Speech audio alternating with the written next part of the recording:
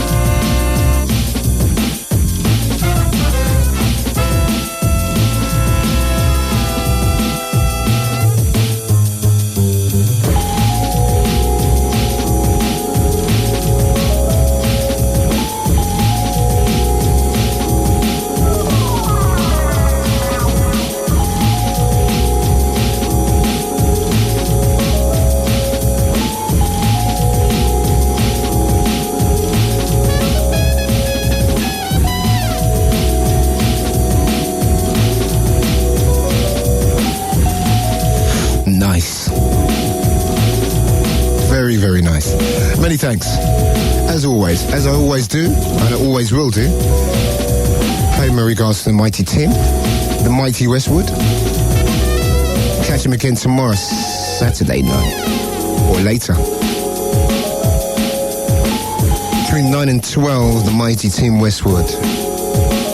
It's Radio 1. This is how we do Friday night, Saturday morning. Kicking off with the sound of Peshay. Of course, who else could it be?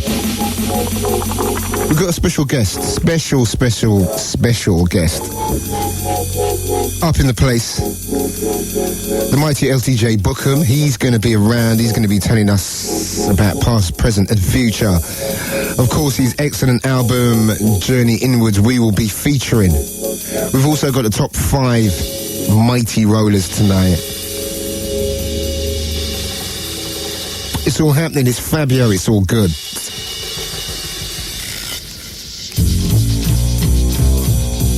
So remember, don't go anywhere. LTJ Bukem telling us about his superb double album.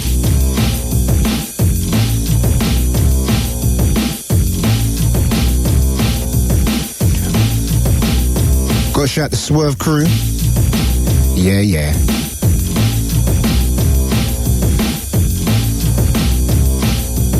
Funky Flavours. The very best in drum and bass, and as per usual, some superb tunes around, and that is one of them. A remix Pressure.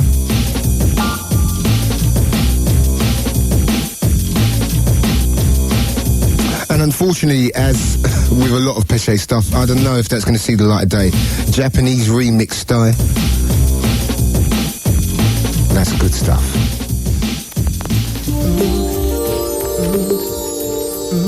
Right, getting a release very soon, a track that I've been busting. I've been lashing this track. Lashing this for a little while. The sound of the mighty John B. Of course, we had John on the show not too long ago.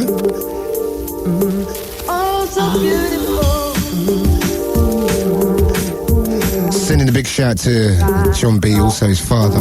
We had a right laugh when we went down to Newcastle not too long ago. Excellent time. Club Elysium. Check this out. Creative Source, Pressure.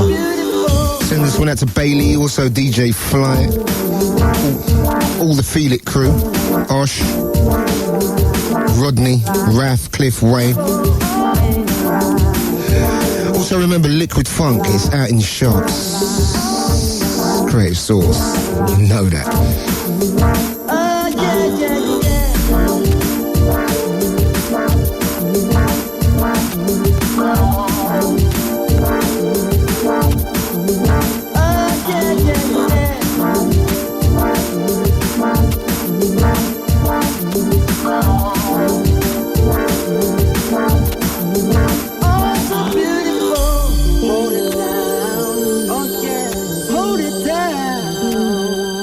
Hold it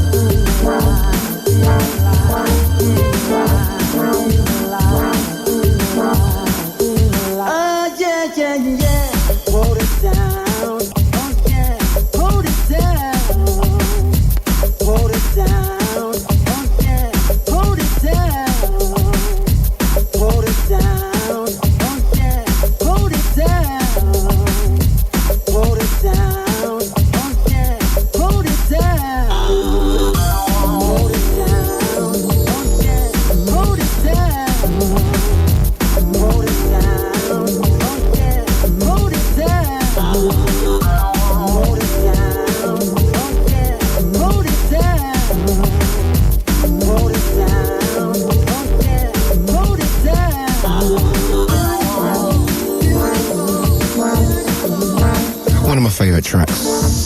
It's been one of my favourite tracks for a little while. The sound of John B, Hold It Down. As I said before, big shout to John, also his dad, Robin Williams. Cool name, huh?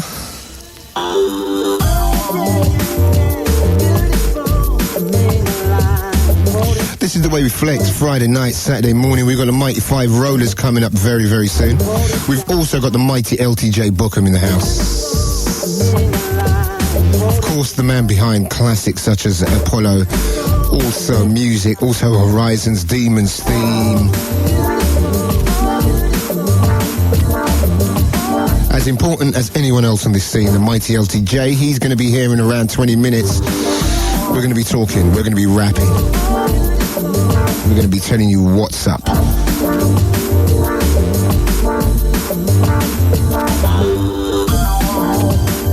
Big shout going out to the Frost. Also, Brian G. Fabio sounding a bit hoarse. Got, I don't know, a little cold, hay-fever. I don't know what's up. Feeling a little bit groggy around the throat regions today.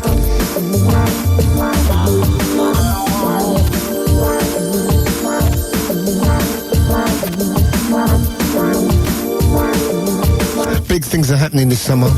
Going to be giving you a little rundown of what is going to be happening in and around town. Also, lots of really good stuff happening abroad. It's all happening. It's all blowing.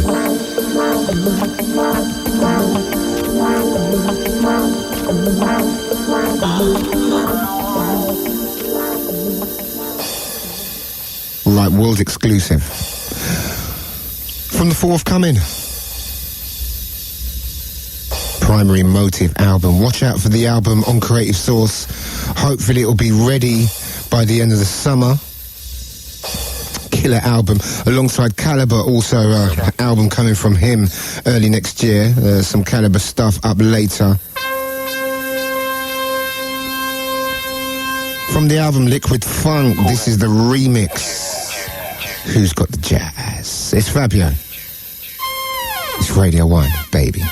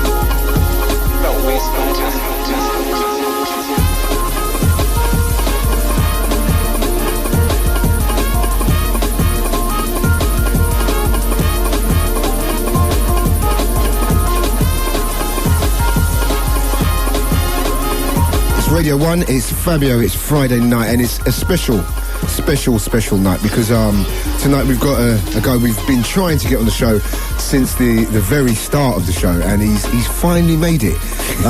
A man who's got an integral part of drum and bass history. He's here, the mighty LTJ Bukem. What's up, Bukem? How you doing? What's happening? Yeah. I can't believe we made this happen. Yeah, no, I can't believe you actually got out of bed.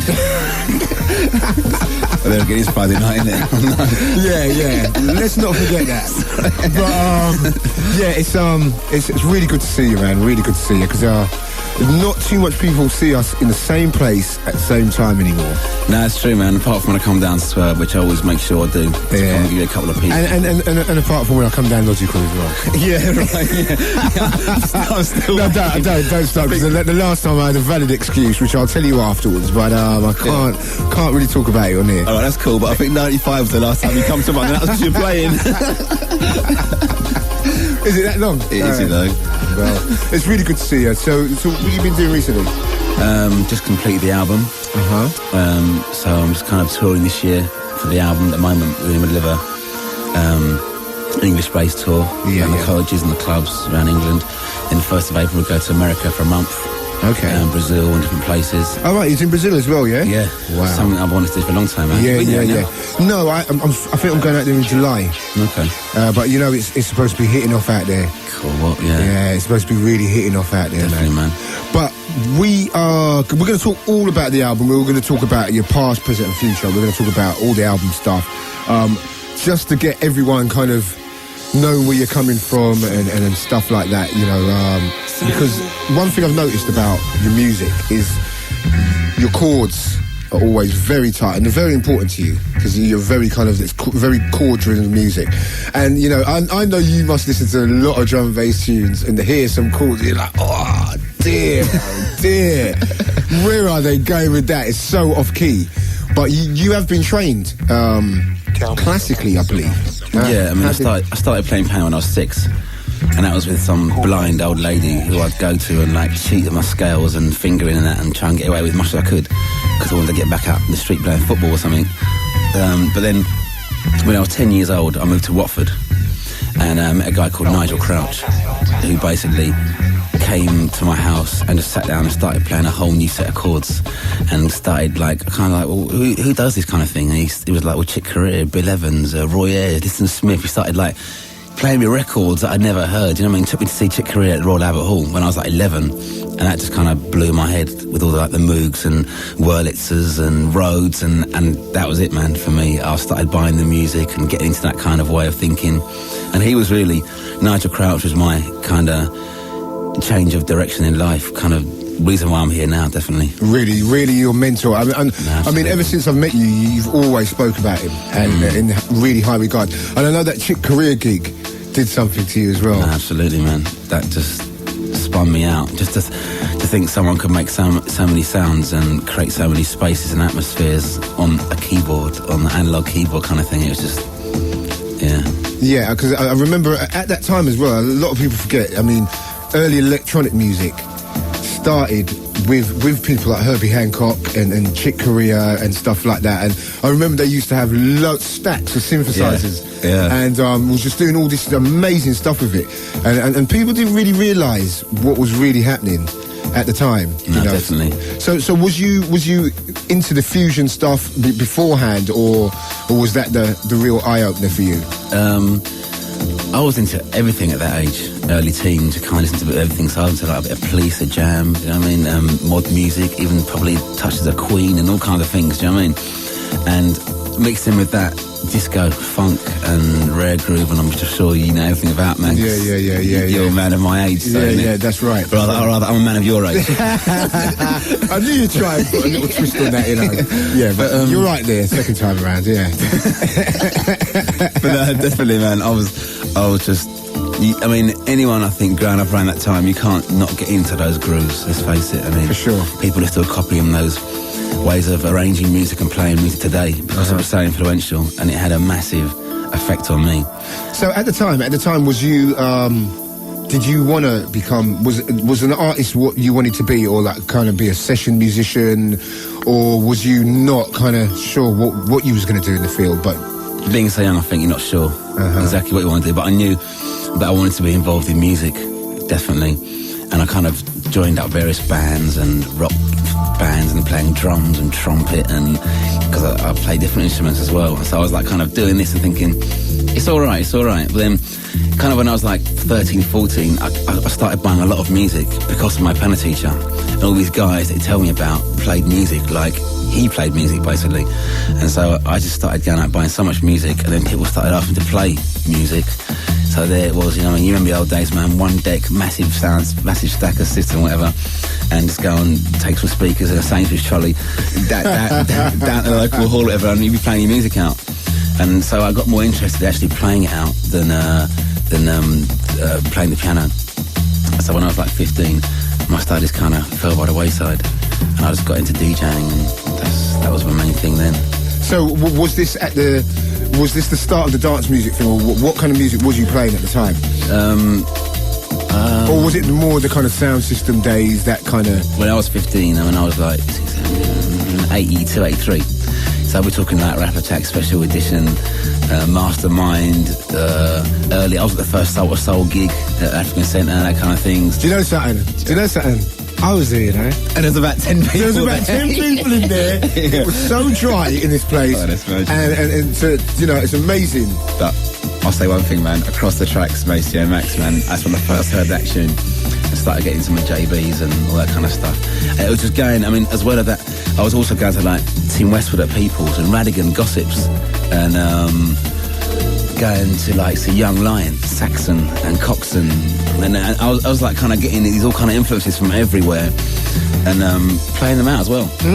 So, yeah, I know exactly what you're saying, because it was the 80s was a really exciting time for me, because I was kind of in between the sound system thing, and then the soul sound systems came out, like Funkadelic and Rap Attack and stuff like that. But I don't know if you kind of feel the same way I do. At that time, didn't you think that there was something new happening with the club world? I mean, the first time I went to Africa Centre, it was, even though it was empty, you could tell that there was a different vibe going on, and that something was round the corner. No, definitely, man. You could feel it. Yeah, it was in your bones, man. And it was had a kind of draw that you wanted to just kind of like be near that music all the time. And I'm mad now. I still buy 70 stuff now. I still go abroad, and I'm rifling through old second-hand shops abroad and all sorts of places. But at that time, it was just madness. I had a half job working as like a chef, and I was going out and DJing and playing some stupid hours and going back to the chef's job. Then I was going out doing record fairs. I can't remember when I slept, to tell you the truth. And you're right, there was something about that time that you knew that there was something big coming, something big around the corner. Yeah, because you know, at the time as well, Soul to Soul were kind of doing this kind of rear groovy, like but real kind of black sounding, futuristic retro kind of thing, and definitely, and that was exciting, man, because you could hear it across the tracks, and then they'd spin one of their new things. Absolutely, yeah. That's deep, man. Then a touch of loose ends are creeping there, or something like that. Yeah. So how did the house thing come about? How did? For me, just friends taking me to warehouse parties, man. I remember going, like in 87, 88. I remember, but for me, I can name one tune that changed my life. For me, that was the link between Liston Smith, say, and electronic music, and that's Larry Heard's Washing Machine Fingers. I mean, that's just like, that EP there just changed my life, man, because I was like DJing all this hip-hop and house, hip-hop and reggae and soul. A guy took me out to an East London warehouse. I'm sitting there in like the dirtiest of place, listening to like Larry Heard, Washing Machine, and I'm like, that's it. The next day, I'm out buying records, I'm buying house, I'm trying to buy kind of minimalistic grooves on that kind of tip, and as well kind of buy Bones Breaks and the old kind of Frankie Bones things, and all that. Then the Bones Breaks things used to come over, and I see, actually, you mentioned in the interview the other day, that Masters at Work little thing, they only to 45 and slow down. Yeah, you know that one, innit? And how much do we kind of owe? We owe so much, I think, to those guys, to the Warren Atkins, Derek May. And I tell you who else you just paid homage to, and you never hear people mention this guy, the Bones Breaks. They were serious, man. I think there was about 7, 8 of them. Yeah, I think it's about 7, 8 Bones DJs as well, isn't there? Yeah, that's right. Frankie Bones. There was Lenny. Lenny D, and there was a whole crew of them. But those break things, and man. the new groove thing, the early new groove things. And, I mean, they were doing drum and bass before I think we were kind of even realised it, you know. But Dan, it's funny you say that because, you know, even early, really, really early on, a lot of the new groove stuff, the guys used to call jungle. There you go. You know what I mean? They used to call it jungle music. And jungle originally, that's what they were kind of talking about. It was more the new groove, strictly with that really tribal sound. It was really percussive, and with the Burrell Brothers and what they were doing. Fourth Floor, and even early Joey Beltram, man, it was slamming. He's a man, isn't he? But listen, we're going to play something from the album. So I want you to kind of pick something from the album to play. Cool. Let's have a bit of Watercolours. But yeah, Watercolours, and that's already been out on 12. It has. It came out out of the album, 14 tracks. 3 tracks have been out before. Journey In was Watercolours and Road to Freedom. And Road to Freedom, Watercolours came out on a 12 about a year ago, I think. Okay. Well, listen, we've got so much more things to talk about. Yeah, man.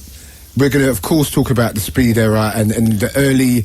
I mean, let's not forget, you've made, like, I think 3 of the greatest drum and bass records ever made. So, you know, we're going to carry on with this. I don't know about that, Fabs, but... Yeah. I'm actually lying.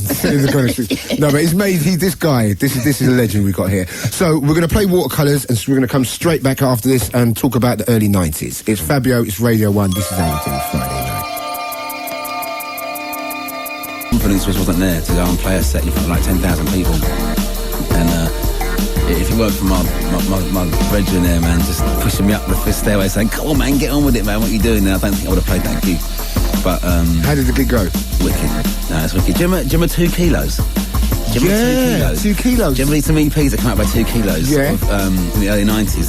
The first one was like an Amen break. That's right. Middle with a red writing, 2 kilos. That's right. And my first mix was like the acapella of Tears, Frankie Knuckles, mixed into 2 kilos. Oh, and it mixes all the way. Do you know what I mean? Right at the end of both tunes. And I was like, and that was like, the mix went wicked, so I was like, let's go, man. Blew up from then, you was nice. I think I played up for Cleveland, Anderson.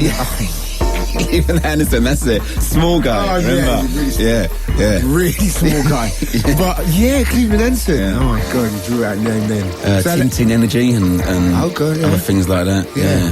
How long did you play for? How long was your set? Hour. It's only an hour set, man. You know days, man. DJs and 3/4 an hour. Terrible sound systems rolled, you know what I mean? But at least it was turned up in those days. Yeah, true. Before the bill coming in. I know, and changed everything. Changed everything. So did you do rain dance on a regular basis? Not everyone, but when I get in there, because I mean, the first kind of gigs, I think people kind of weren't sure about what I was playing and how I was playing it, and I mean, I remember like doing Crazy Club, Carl, and I saw Carl the other day actually at our mate's wedding, and it's mad. I got a tap on the shoulder. It's like Carl from Crazy Club, like 1991. I ain't seen him from back in the day. Madness, man. And he actually sat me down and goes to me, you know what? I'm really sorry for not booking you now in all them days, but the music you're playing was too different and it was too obscure and people weren't, that's not what everyone else was playing, so like I couldn't, and I was like, oh, it wasn't, not bitter about it at all, but it's like, it's quite laughable actually, interesting, but I came across that kind of hurdle a lot of times, man. That's the next thing I want to talk about, because I always remember, you used to do Stearns once in a while as well. Stern, that's the Menza. Yeah, for Menza. I used to play for Stern's Menza quite a lot, actually. And the thing is, down there, you had a cult following down there. Because I remember I used to know a few guys, and they was like, Bukem, he's playing some different stuff, like stuff I've never heard of. Was you conscious at the time that you was doing something different, or did you kind of find out, like, doing gigs that you was kind of playing against the grain slightly? I think I think when I got turned down so many gigs, then I realised there must be something I'm doing wrong or different here. But was it a purpose thing? No, it was passion.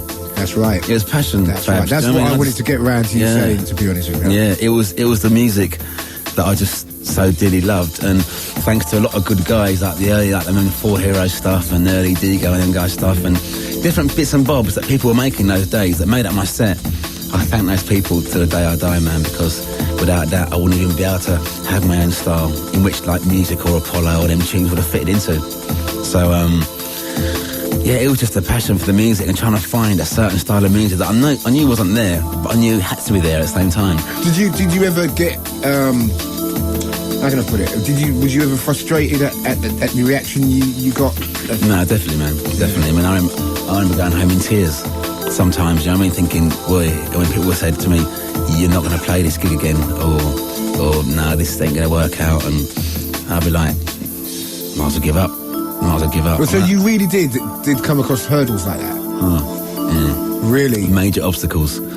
Yeah, because you got to remember as well. Because a lot of people don't realise, you know, in the early days, the music was a lot more raw, and the hardcore thing was always kind of like a major part of what was going on. Definitely. So then you had LTJ Bukem in the midst of a, you know, raging jungle club. You know what I mean? Yeah. And trying to do something a bit different. And you know, I remember speaking to you at a couple of gigs, and then you was like, I just got the general impression it was really difficult for you, and you was kind of banging your head against the wall. But at the same time, you was getting a following, and then people knew you was playing something different.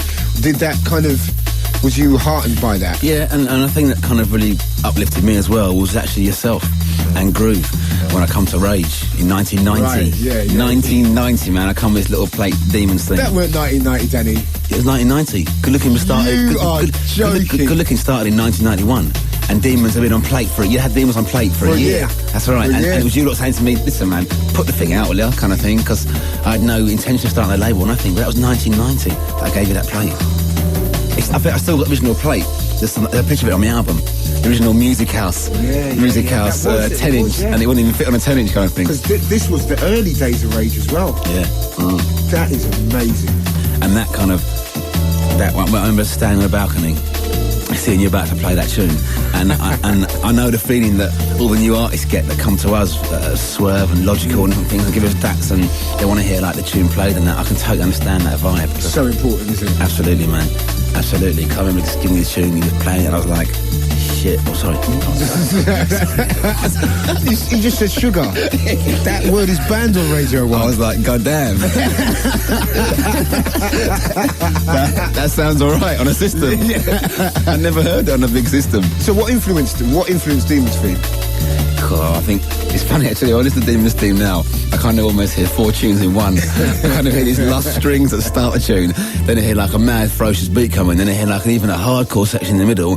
Then I hear like smoothed out, soul-y, cosmic thing at the end. I'm like, it totally summed up where I was at that stage.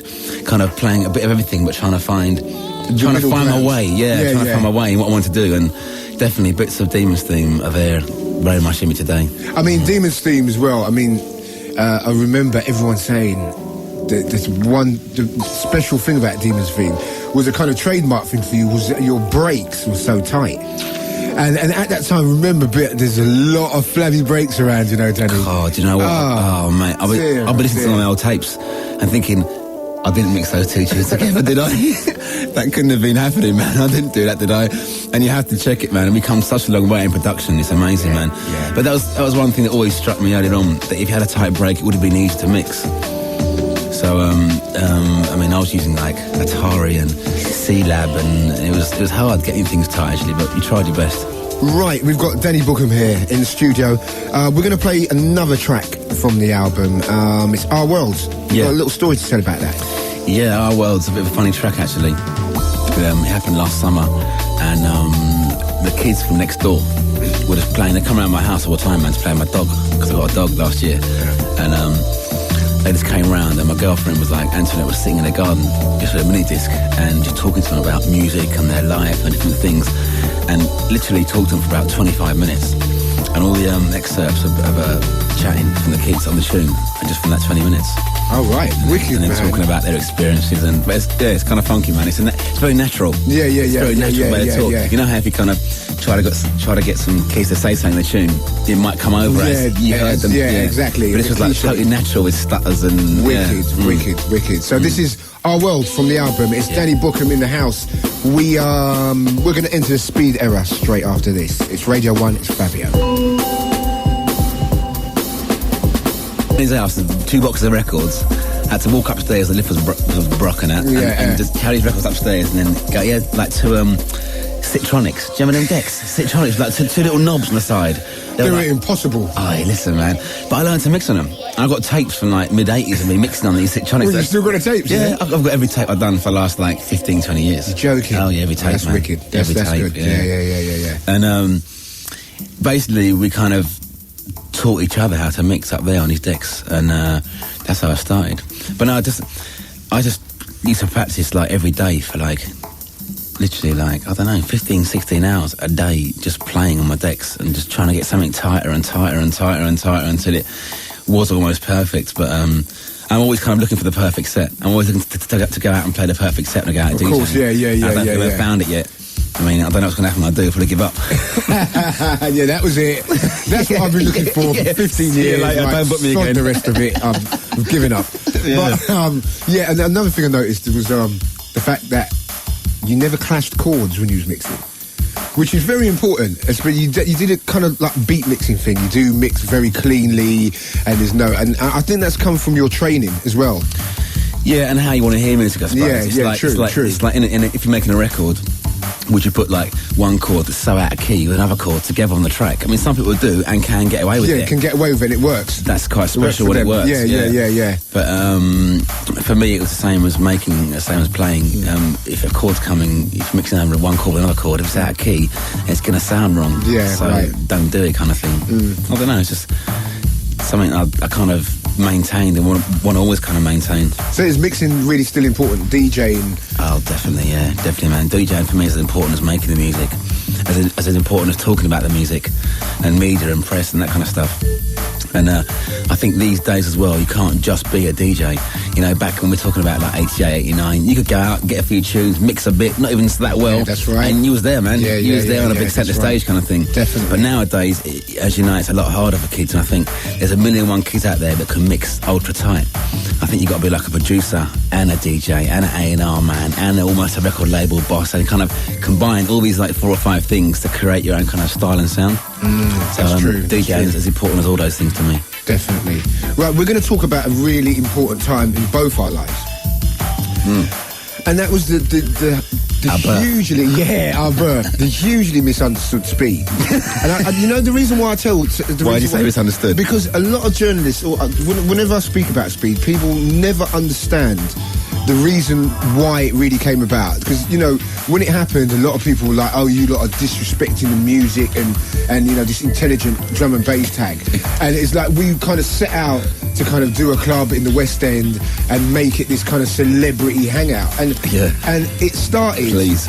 We all know how it started. Exactly, man. Do you know what I mean? But you give your view on how... You know what I mean? How everything started. Because I don't know. Half the time, I'm speaking in the press about speed, I might be talking a load of crap. I don't think so, man. I don't think so. No, I mean, you and I both know, man. I think Sarah kind of hooked up with Leo and said to us guys, himself and yourself, let's do this club.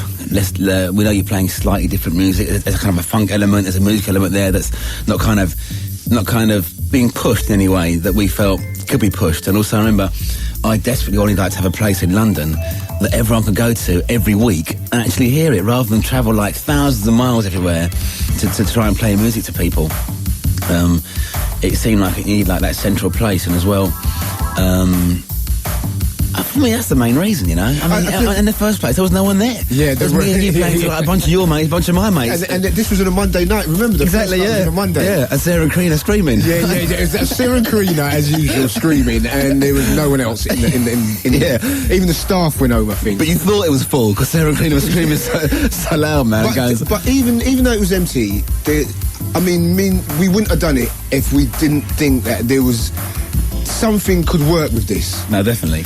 And you did. I remember, Fabio. You mustn't forget this, right? I remember, Fabio. I don't know if I want to hear this. There was one point where you did want to give up speed. Do you remember? You was like, I don't want to do this anymore. I just thought, this isn't going to work. And I kind of you got me to kind of semi-agree, but then semi-like change your mind in the end, which turned out all right. Yeah, man. And before that, you was known, of course, for Horizons and music, and which came out first? Actually, I don't know, good-looking records. It was Demons, Apollo, Music, Horizons, in that order kind of thing. Now, I know I'm kind of backtracking and I'm not kind of being that in sync, but music, I remember hearing Demons thing, thinking this guy sounded. And I remember hearing music, and I tell you where I heard music, I'll never forget this. We was at this place in Mansfield. You ain't even going to remember this. I am, The Yard. And you came on after Mickey Finn. Oh, yeah. Remember that place? And you came on after Mickey Finn, you went, Fab, I've done a tune now. It's bad. And you never used to say your tunes. Yeah, all right then, yeah. and like, he came on and Mickey was playing and he said, yeah. Came on in this long intro, okay? This intro is so bad. If the rest of the tune sounds like this intro, I am going to die on the spot. And I remember I had another gig and it was about 10 minutes long, music. And I was just staggered. I was standing there at the end with my mouth wide open. He went, do you think it's all right? I was like, Danny, you know what? You better get a plate cut for me or sort something out by the next time I see you, else I am going to strangle you, man. I remember the conversation, man. And that tune, I still don't think no tune's done that to me, really. Like, I was so surprised, and it was so different. It was so different. How did you set out to make a tune like that, or is it one of them things that just came about in the studio? Just came back in the studio. I mean, I didn't have much, if any, equipment at that time. 1992, 93, we're talking now, aren't we? And I think at that time as well, a lot of us guys, where we kind of made music, we were just putting together loops. Yeah, right. And people weren't really sort of cutting up drums, having cut drums up now, and kind of recycling loops and doing all kind of different things with filters. And so I was just basically rifling through records, man, getting a couple of loops together, a bit of that, and then it was one day I'm here with like the bells of music kind of thing, which is actually something in reverse. I think it's something reverse, but I haven't even found the sample to this day where I got it from. But basically reverse this bell loop and then put the drums together with that, and it was like, boy, this could be all right, man. It was moving me. Right. Sorry, excuse me. And the tune, I tell you, it took about 4 or 5 hours to make, because of how things were going together in the tune. It was just working. That'll do. Yeah, that's right. And I mean, like 4 or 5 hours, I had like 10 tracks down the computer screen of like, I can go and play this out. I think I went and cut it that night, actually. Just put it onto a DAT and cut it. And so what did you feel? What did you feel about it? Did you feel you made a special kind of track? No, not at all, no. I just thought, I was excited the fact that I just made a track. Yeah. And it was kind of done Demons thing, done Apollo, and it was like, this is the next thing, and I'm pleased with it kind of thing. And it was only until, like you say, seeing you out at the Yard in Mansfield, I think it was called the Yard, wasn't it? Yeah, it was called the Yard. Yeah. And I remember as well playing World Dance. That's probably in the next couple of weeks after that time there, and playing it at World Dance, and Goldie like jump. I never seen. It's the first time I think I see Goldie do a pogo, man. And the geezer like jumped out from the crowd and ran up to the decks and rewound it, and I was like, I didn't think it was that good kind of thing. Do you know what I mean? It must be saying, I mean, this is kind of too mellow for dances up until then. Yeah, that's right. And, of course. And to me, that was just like, if you like, other people say, another mellow track kind of thing. So. But it was, I don't know, there wasn't that much mellow tracks that had that kind of move. That track had a real movement to it. And then, to top it all off, not too much longer after, you came to me with a track that was called Horizons, which, it was hard. I don't know which track I prefer out the two, but that was when I heard that, I was like, I just can't believe this guy. When you mentioned Horizon, sorry, I had to laugh, man, because if I think about Horizon, I think of you. Yeah. Because I think you're probably because I remember you playing that on plate for so long, and it had so many chips and bumps and scratches, but you still were playing this plate for like 2 years or something. Do you remember that, Fabs? I remember that, but I couldn't let it go. Do you know what I mean? And I remember it had LTJ Bukem written on the plate. Remember them? Even that must have worn out. Even that wore out. It was down to raw vinyl. But that was another magical tune. Listen, we're kind of like, we've got so much things to talk about. There's so much history, and we've got very little time. So we're going to go into, I think, what do you want to play next? Want to go back in time, or do you want to? Actually, we're going to play something by Big Bud. Cool. Yeah? Yeah, And it's a little down-tempo piece, and it's coming out on the next Earth compilation. Right. And it's called Blueberry Muffins. Blueberry Muffins, because I know Bud's the man. Big shout going out to Bud. Yeah. So this is on the Earth compilation, yeah? Yeah. And when's this going to be out? And that's going to be out in the summer. In the summer. Summertime, yeah. Summertime. I'm not sure exactly the exact date yet, but it's scheduled for sometime in summer. All right, it's Radio 1. We're here with the mighty Danny Bukem. We're going to talk about some more about Horizons. We're going to talk a bit more about speed. And we're going to talk about logical progression, good looking, journey inwards, the whole shebang. This is how we do Friday night, the sessions. Fabio in session.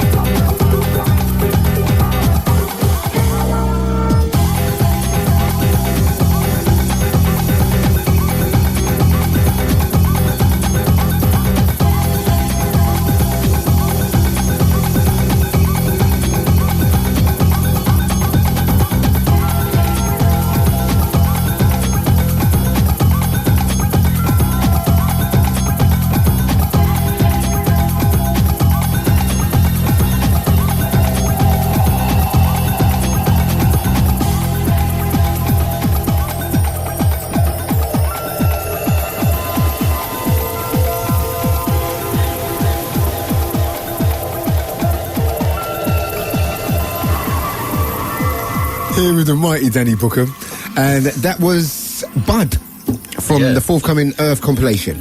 Right, we've got to speed things up a little bit because you know we've got history, Danny, and this could go on all night. You got a 4-hour show, you mean? Yeah.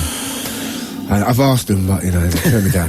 But yeah, we was going to talk about speed and saying how it was misunderstood, and your version of things. Yeah, my version of things, and the way the intelligent drum and bass tag came along, which we didn't have anything to do with. Oh, please, you got to stop using that word, man. Yeah, I know. People have got to stop talking about that music. People still call it intelligent. That's what they do. I still get interviews and they say like, "What do you think is intelligent drum and bass?" And I'm like, I feel like putting the phone down. Serious. I actually put the phone down whenever I hear that old adage come out. But speed happened and got successful pretty quickly. Yeah, it was mad, wasn't it? It was crazy. It was like in a 6-week period from being totally empty to being the talk of the town. Yeah. Literally. How did you now, looking back, do you think that maybe things happened a little bit too fast? Or do you think it's just the way it was? I don't think the fact that me and you were playing that club and what we were playing and how we were doing what we're doing happened, that was a perfect time, I think, because it needed that.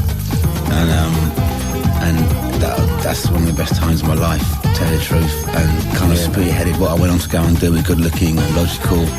And do you know what I mean? It kind of gave me so much inspiration that I can never say it's a wrong time. I think what came out of Speed, though, I mean, I think was also good. A lot of people say it's bad, but the whole major thing and the record label thing, and everyone kind of getting a lot of deals, and a lot of people kind of met, down Speed, and kind of A&R men meeting artists and different things being talked about and moving forward. So I think that was also a good thing as well. I'll tell you what else was a good thing, and people, another thing they don't tend to realise, was that Jungle had a terrible name before that. I mean, even though it was kind of getting a bit of press for the first time, there was still people didn't want to go out to a jungle club. Do you know what I mean? They'd heard about it and stuff like that. And I think Speed was so relaxed, so relaxed. I think it's one of the first time people go out and, properly kind of relax and dance, and because it was a kind of bar-y vibe as well, you could talk, and so you had this whole kind of community thing going on. And I think that was the first time that kind of happened. No, definitely, man. And yeah, definitely. I mean, you said it there, really. You could bring your sister down there, you could bring your cousins and whatever, and before they'd be like, oh, no. No, exactly. That's a good point. And I think what we'd done there, we just broadened the horizons of drum and bass as a whole scene, which is what I think all different styles around now are doing, and which is, I mean, you have to have that. You have to have that. Without that, where are we going to be going? You've got to have the black and white. Exactly. You've got to. And that's why, even yourself, even me, people tend to think that, because we do one thing that you're not into the other. But I just think it all's got to coexist, you know what I mean, Dan? Exactly. It's all got to be there. Exactly. But anyway, listen, we got to speed things along. We got to talk about, now Speed ended, really quickly, quite dramatically. But that was because I think it was not a kind of just a parting of ways. I think it was a lot of pressure on us. Remember we was getting pressure? Oh yeah, I mean, a lot of people think that me had like big punch-ups and fights and all sorts. I read some magazine articles that Fabio Bukem, big fallout and that, and it was nothing to do with that at all, man. Let's set the record straight. For me, it was a case of, well, I've got a label, and in possibility to that label, I've got like 130 grand of debt to tax man, so I've got to kind of quickly think about some ways of actually being able to survive.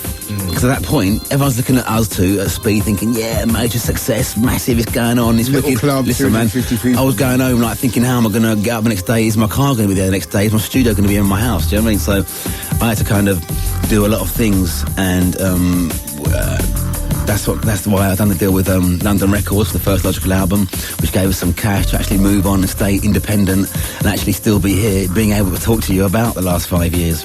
Of course, and plus the fact that Speed kind of came to the end of its shelf life, because there was a lot of pressure for the music to get a bit darker, and for it to start kind of being like other clubs that were kind of flavour of the month at the time.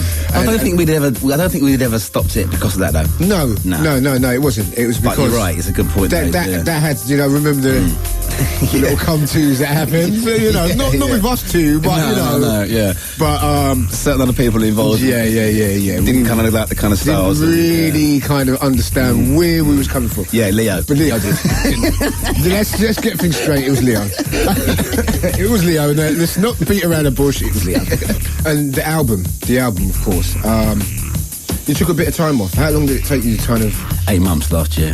And everyone's been saying to me, God, Bukem, it's taking you so long. It's taking you 5 years to write an album, kind of thing. And I'm like, come on, man. For me, it was the right time is now for me to release an album, because we basically spent the last 5 years promoting the sound and building a fan base so that you could actually go and release an album. There's no point like just putting out stuff with an independent label. We haven't got millions of pounds to waste or to throw away. If something like fails or doesn't work that badly, then you ain't seeing Good Looking records again. So before you start putting out loads of stuff, I think you have to like tour your stuff and go and play stuff to people. And yeah, definitely, man.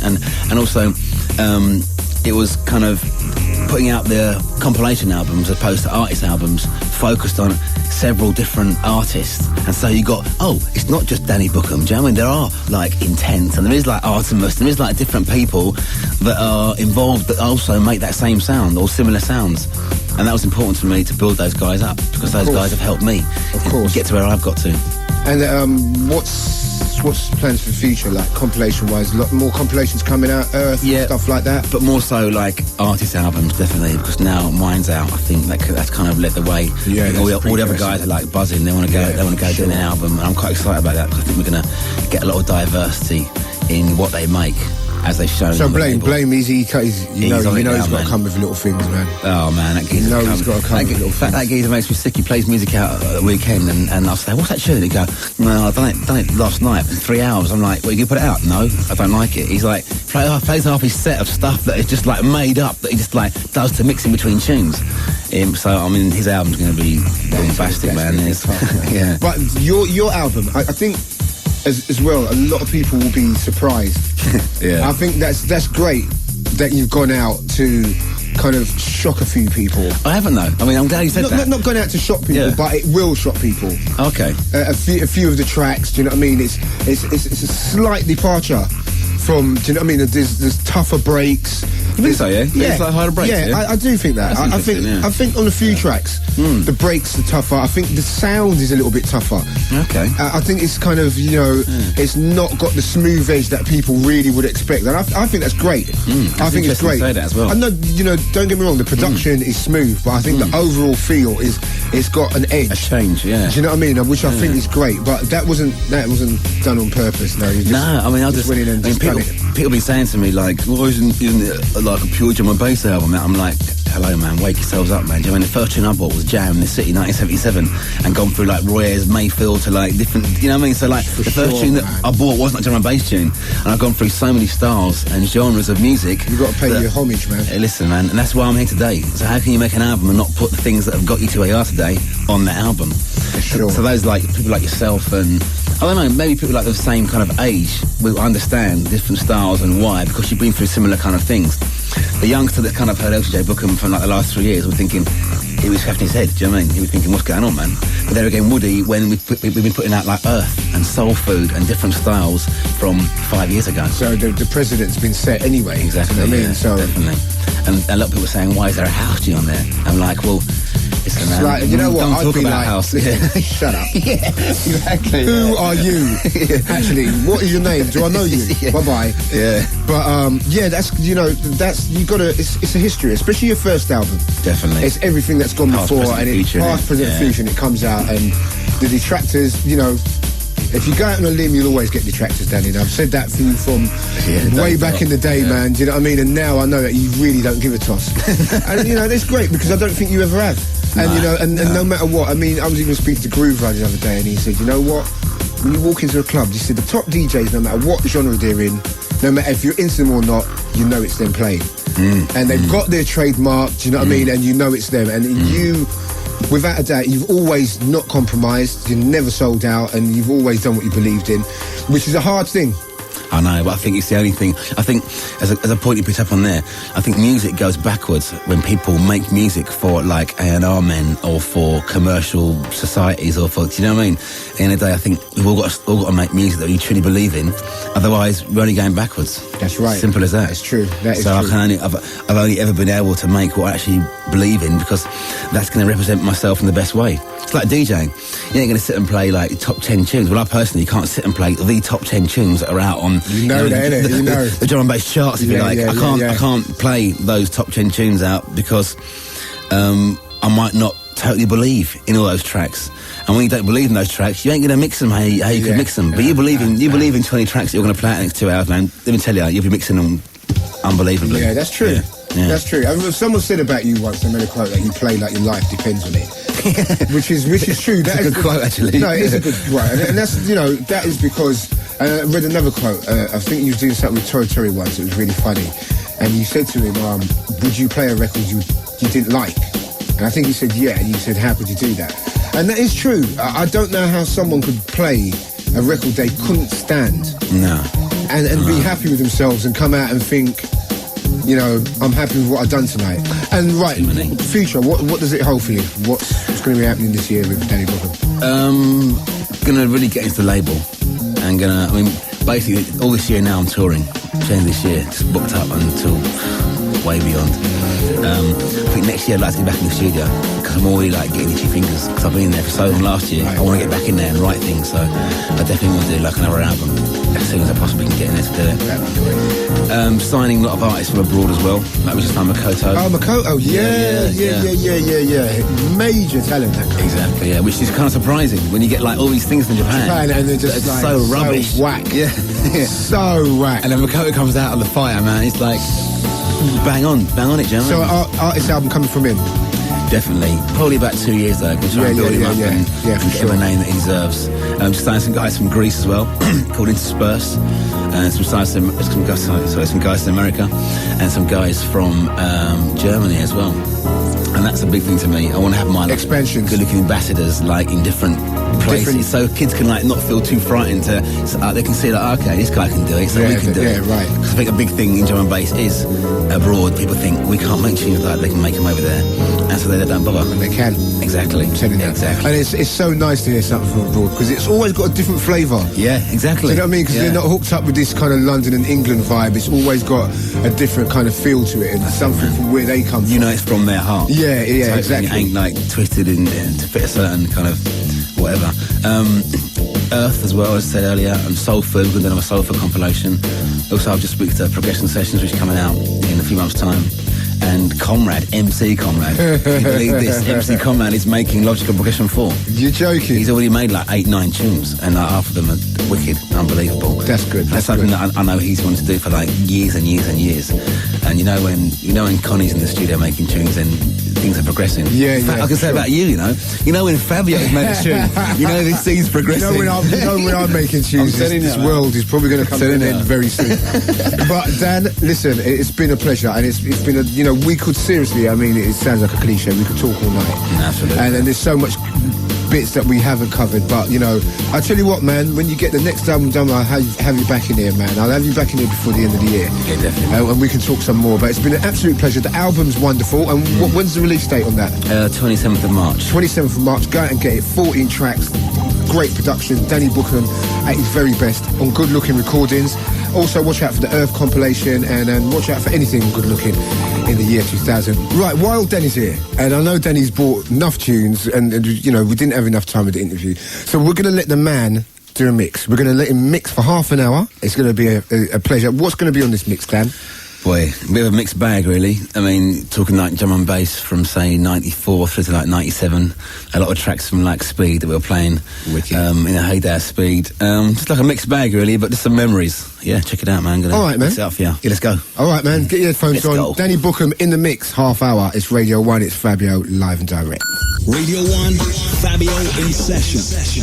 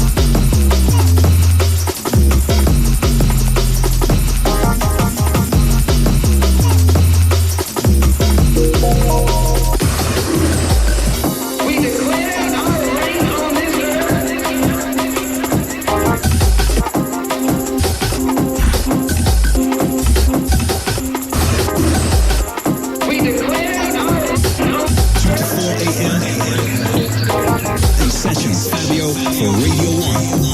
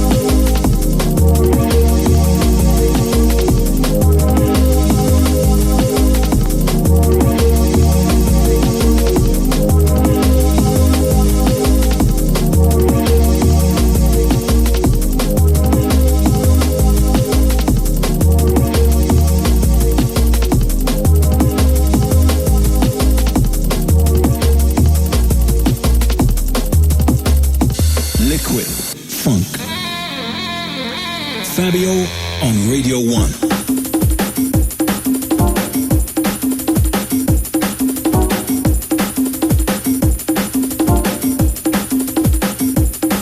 Many, many, many thanks to the mighty LTJ Bukem. Wicked mix, harking back to the days of one of the most groundbreaking clubs. Speed, of course. Me and Danny used to do our thing every Thursday, and wicked mix, Danny, wicked. He's going to stick around for the rest of the show. Right, straight after this, we've got the top 5 mighty rollers. Andy C's Atlantis EP is doing rather well. We're going to see if it's going to be maintaining at number 1. Some new entries. We'll see if Andy can hold it down. Big shout going out to my producer, Andy. Also to Wilbur, Mighty Wilberforce. Also Andy Parfit. Lorna Clark, the Illuminati. Also shouting Danny Ramplin. Big shout going out to Danny Ramplin. Original Godfather. One of those people I look up to, got utmost respect for.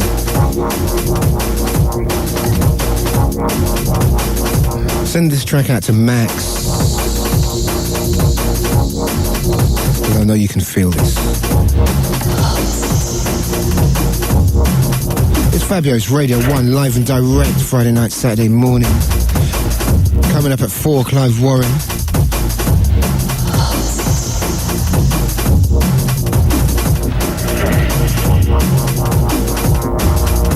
Big shout going out to Blame, also PHT, Taylor, Conrad, the whole good looking crew.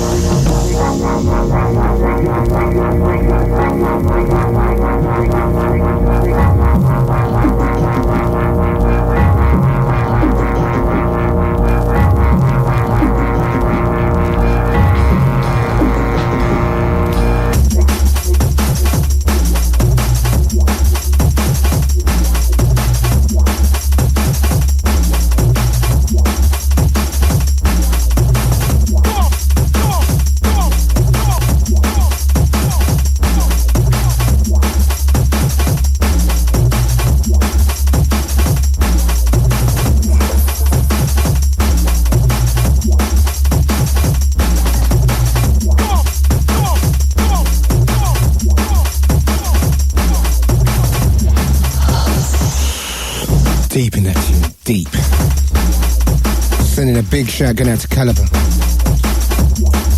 All the Belfast crew. Definitely feeding it.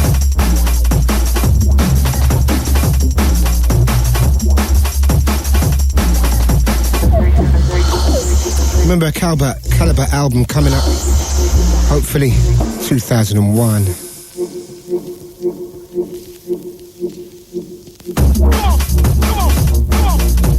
But it's about that time. Replay, Black Market, supplying the pressure. We have got the top 5 rollers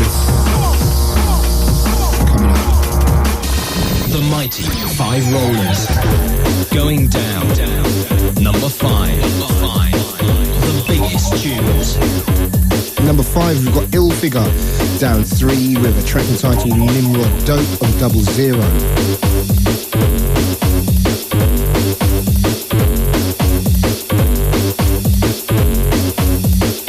Going down. Number 4, we've got Q Project and Champion Sound on CIA. That's down 1. Of course, there's another remix of that by the Q Project themselves that I think is rather good.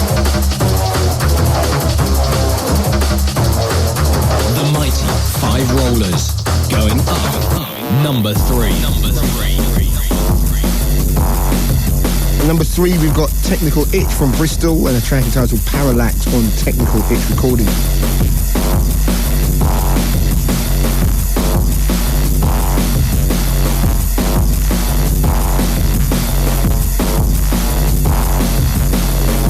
New entry, number 2. Number 2, we've got a Fabio Liquid Funk album on Creative Source in at number 2. Good to see that there. Keep it up, people.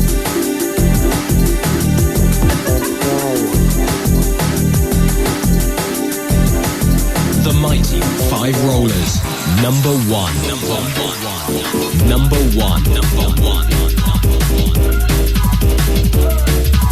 Hello, yeah, Fabio. This is Spark from Moving Fusion. Just calling up basically to thank you. Number 1 again this week, Atlantis. Peace from all around, massive. Shout to everyone. Wicked later.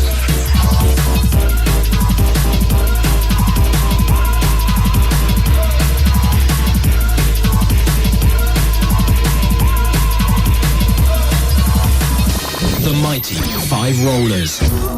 Only you, baby.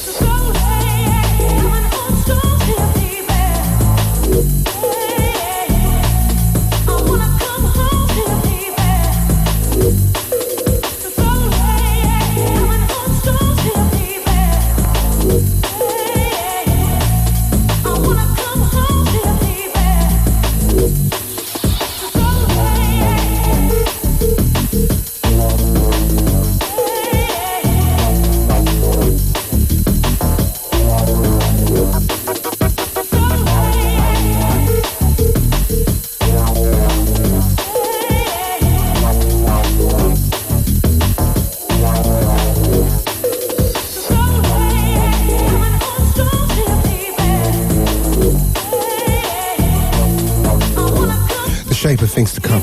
Trust me, this summer, things are going to be panning out a little bit differently. That track is me.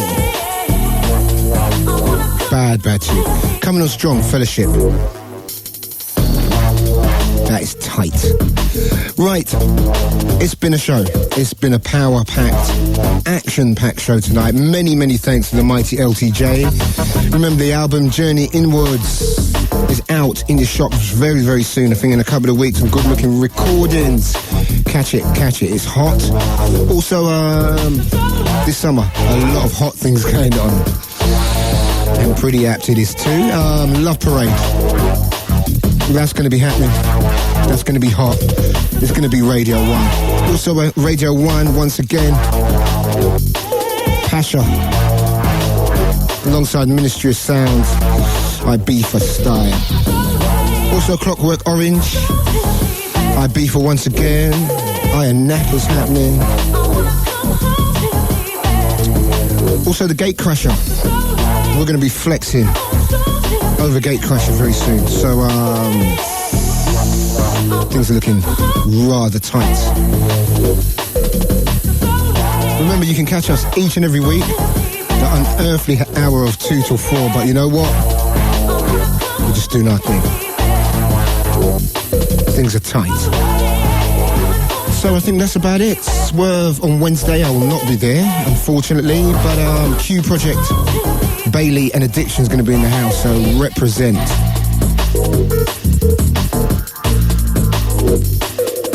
Many thanks to my producer, Andy.